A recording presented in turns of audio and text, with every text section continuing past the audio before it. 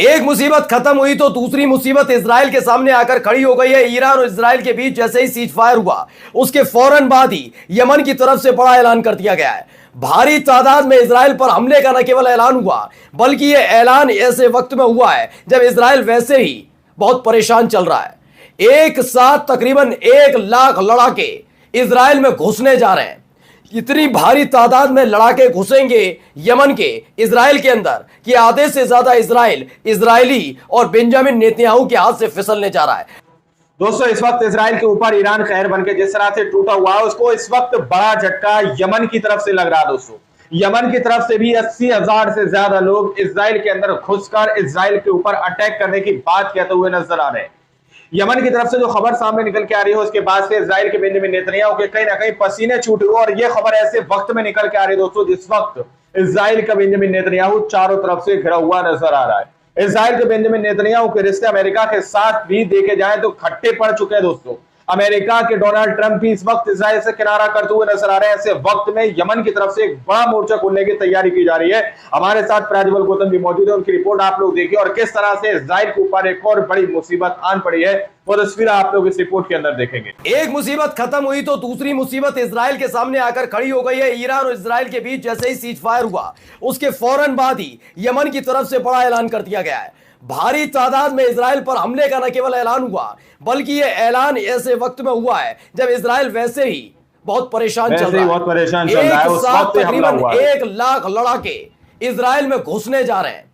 इतनी भारी तादाद में लड़ाके घुसेंगे यमन के इजराइल के अंदर कि आधे से ज्यादा इजरायली और बेंजामिन नेतन्याहू के हाथ से फिसलने जा रहा है। आज की बड़ी खबर आपको दिखाने जा रहा हूं।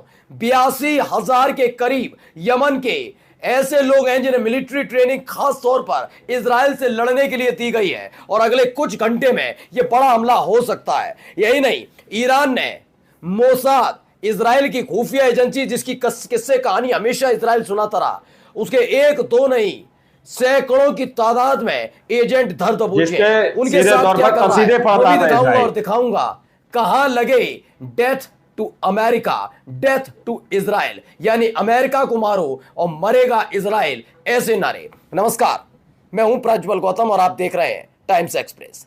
शुरुआत एक बड़ी खबर के साथ करने जा रहा हूं। पहले खबर देखिए, प्रेस टीवी की खबर है।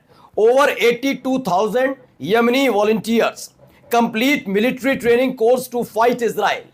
यह कह दिया गया है कि 82,000 से ज्यादा ऐसे यमन के वॉलंटियर्स हैं जिन्होंने खास तौर पर मिलिट्री ट्रेनिंग पूरी कर ली है।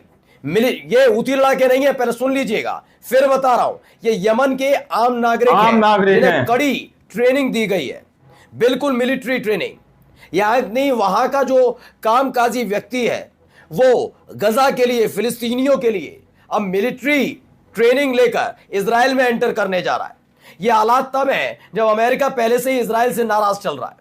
ऐसे हालात है कि अमेरिका इजराइल की मदद करके खुद को फंसा हुआ महसूस कर रहा है। ऐसे हालात है जब लाल सागर में पूरा ब्लॉक कर दिया था हूती लड़ाकों ने, तो अमेरिका और ब्रिटेन दोनों साथ आए थे उस ब्लॉक को खुलवाने, और वहीं उसी जगह से खदेड़ दिया तो हूती लड़ाकों ने। ऐसे में सवाल उठता है, क्या यमन के इन वॉलंटियर से बचाने के लिए जो इजराइल पर अटैक करने जा रहे हैं, फिर से अमेरिका आ पाएगा? लगता नहीं है, कि डोनाल्ड ट्रंप के खिलाफ उनके ही अपने देश में मोर्चा खुल चुका है। एक बार फिर से हमले की जद में आ गया है इजराइल, और बहुत बुरी तरह से तड़प रहा है। चलिए अगली खबर आपको दिखाता हूं। पहले दूसरी खबर, ईरान ऑब्जर्वर की खबर है, breaking. Iran executed 3 Mossad spies this morning. 3 Mossad के जासूसों को फांसी की सजा दे दी गई है ईरान की तरफ से। इसी के साथ एजेंट पकड़े गए हैं पिछले 12 दिनों में। दरअसल इजराइल के सामने सबसे बड़ी दिक्कत यह थी कि वो हथियारों से जीत नहीं सकता, इसीलिए उसकी काम सिर्फ 1-2 ही है, सेंधमारी। पिछले कई सालों से इजराइल पर आरोप लगता रहा है कि वो ईरान को अस्थिर करने के लिए, तख्ता पलट करने के लिए इसी तरह से मोसाद का इस्तेमाल ईरान में करता रहा। खास तौर पर उसने अलग अलग देशों से आए ईरान में बसे हुए लोगों को इस काम में लगाया। इजरायली नहीं, ईरान में अलग अलग देशों से आए थे नागरिक, उनको मोसाद का एजेंट बनाया, पैसे पैसे दिए ईरान में माहौल खराब करने के। 12 दिनों में 2 बड़ी घटनाएं हुई। एक तो ये कि लगातार इन स्पाइस यानी जासूसों के जरिए ईरान के खुफिया जगह, संवेदनशील जगहों की जासूसी करा रहा था, जिससे आसानी से वहां हमला किया जा सके। दूसरी सबसे बड़ी बात यह थी कि जिस तरीके के हालात वहां बने और उस हालात को देखते हुए कंटेनर भेजे गए थे ड्रोन से भरे हुए। वो बात अलग है कि ईरान की खुफिया एजेंसीज ने उन्हें पकड़ लिया था। जैसे रूस पर यूक्रेन ने कई कंटेनर भेजकर उन कंटेनर में गुप्त रूप से ड्रोन छिपे हुए थे, अचानक से रूस में एंट्री करते हैं और उसके बाद कंटेनर खुलता है और ड्रोन उड़कर तबाही मचाई थी अभी हाल ही में रूस में, वैसे ही तर्ज पर ईरान में करने की तैयारी थी, लेकिन वो पकड़े गए। अब दोनों ही चीजों में घुटने का बल बिठा दिया है। खबर है कि 700 से ज्यादा ऐसे मोसाद के एजेंट गिरफ्तार हुए और हर एक देश से अब सवाल पूछा जा रहा है कि आपका नागरिक हमारे यहाँ किस लिहाज से आया था और मोसाद का एजेंट बना है कि आपसे रिश्ते रखे जाने चाहिए। यानी अपने नागरिकों की इस हरकत की वजह से कई देश फंस गए। अब आइए जरा इजराइल के हालात भी देखते चलिए। ये इजराइल है, कबाड़ में तब्दील हो चुकी गाड़ियां, कबाड़ में तब्दील हो चुके इमारतें, खंडर है, पूरी तरह से खंडर। समझ नहीं पा रहे कि कहां से शुरू किया जाए, इसे सजाना संवारना कहां से शुरू किया जाए। हजारों करोड़ रुपया इसका फूक गया 12 दिनों में। इजराइल पर सिर्फ ये नहीं है कि वो ये युद्ध हारा, इजराइल का ये नहीं है कि उसका बारूद खत्म हो चुका है। इजराइल पे सबसे बड़ी दिक्कत यह है कि उसका अपने कई शहर बर्बाद हो गए। अब यमन जो 82,000 उसके वॉलंटियर्स उसमें एंट्री करने जा रहे हैं, उससे लड़े कैसे, इसको लेकर परेशान है, क्योंकि अमेरिका सीज फायर के बाद इजराइल को किसी भी तरह का हथियार अभी नहीं दे रहा। उसे डर है कि अगर ईरान ने कुछ हमला किया और इजराइल ने पलटवार किया तो थू ट्रंप की हो जाएगी, इसलिए उधर से हथियार नहीं मिल रहे। यहाँ हथियार खत्म हो गए। यमन के 82,000 लड़ाके घुसने जा रहे हैं। अब हथियार नहीं है, बिना हथियारों के क्या मुक्का ला से लड़ेंगे? उनके हाथ में हथियार होंगे और इनके ये हाथ खाली, तो जीतेगा कौन हारेगा कौन, ये हर एक को पता है। हालात देखते चलिए। इसके साथ साथ देखिए अब चर्चाएं खुलकर होने लगी है। वही I24 है, ये इजराइल का चैनल है जिसमें खुल्लम खुल्ला ये कहा जाने लगा है कि हाँ इजराइल हार गया। इजराइल के तमाम लोग ये मानते हैं कि हम बहुत बुरी तरह से पिटे हैं। जो कहानियां बचपन से इजराइल को इजरायली लोग सुनाते रहे वो कहानियां झूठी थी, अब इसकी चर्चा हो रही है। क्या खबर है? इजराइल की मीडिया ने खुद माना they fail to destroy Iranian nuclear capability. उन्होंने कहा कि हाँ हम ईरान की न्यूक्लियर कैपेबिलिटी को कोई नुकसान नहीं पहुंचा पाए। The Iranian Fordow nuclear facility can only be destroyed from the inside. Let's stop with illusion and fantasies, it can only be done from within or with hundreds of bombs dropped me one after another।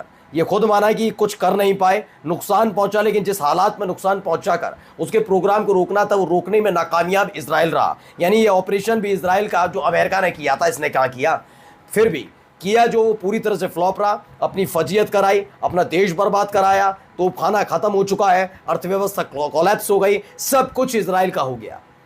उन्होंने कहा ये करने की जरूरत ही क्या थी? किसने कहा था हमला करने की ईरान पर?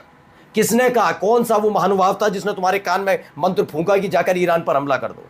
थोड़ा हैसियत में रहकर काम करना था। मतलब आपके अंदर पावर नहीं है।